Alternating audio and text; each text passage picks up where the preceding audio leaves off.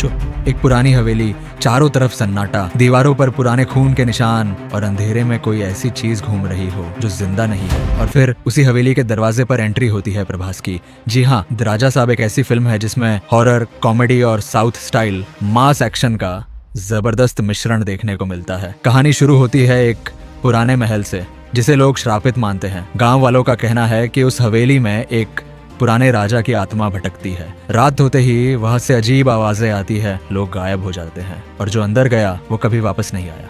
लेकिन हमारा हीरो यानी प्रभास एक मस्तमौला, मजाकिया और थोड़ा लालची इंसान होता है।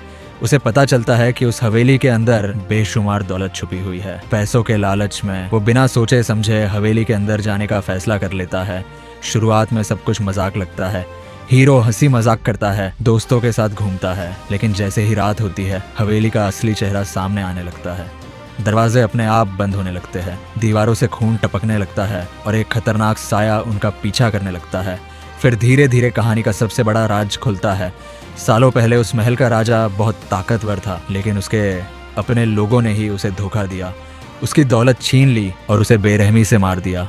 मरते वक्त राजा कसम खाता है कि जब तक सच दुनिया के सामने नहीं आएगा उसकी आत्मा को शांति नहीं मिलेगी। यही से फिल्म और खतरनाक हो जाती है। प्रभास को पता चलता है कि उसका रिश्ता उसी राजा से जुड़ा हुआ है। शायद वो उसी राजा का वंशज है या फिर उसका पुनर्जन्म। इसी वजह से राजा की आत्मा उसे मारना नहीं बल्कि सच दिखाना चाहती है।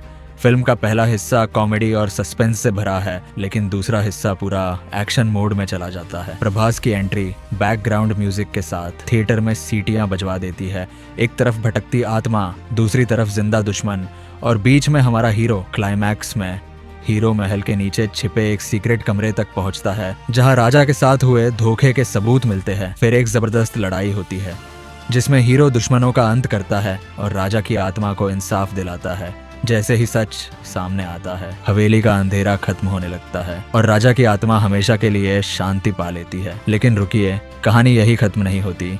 आखिरी सीन में एक और बंद कमरा दिखाया जाता है जहां से किसी नई खतरनाक ताकत की आवाज आती है। यानी फिल्म के अगले पार्ट का साफ इशारा दिया गया है। अगर रिव्यू की बात करें तो यह फिल्म पूरी तरह पैसा वसूल एंटरटेनर है। हॉरर सीन डराते हैं, कॉमेडी हंसाती है और प्रभास का स्वैग अलग ही लेवल का है। अगर आपको भूल भुलैया, स्त्री और साउथ स्टाइल मास एक्शन फिल्में पसंद है तो द राजा साहब आपके लिए परफेक्ट फिल्म है। मेरी रेटिंग 4.5 में से 5 स्टार।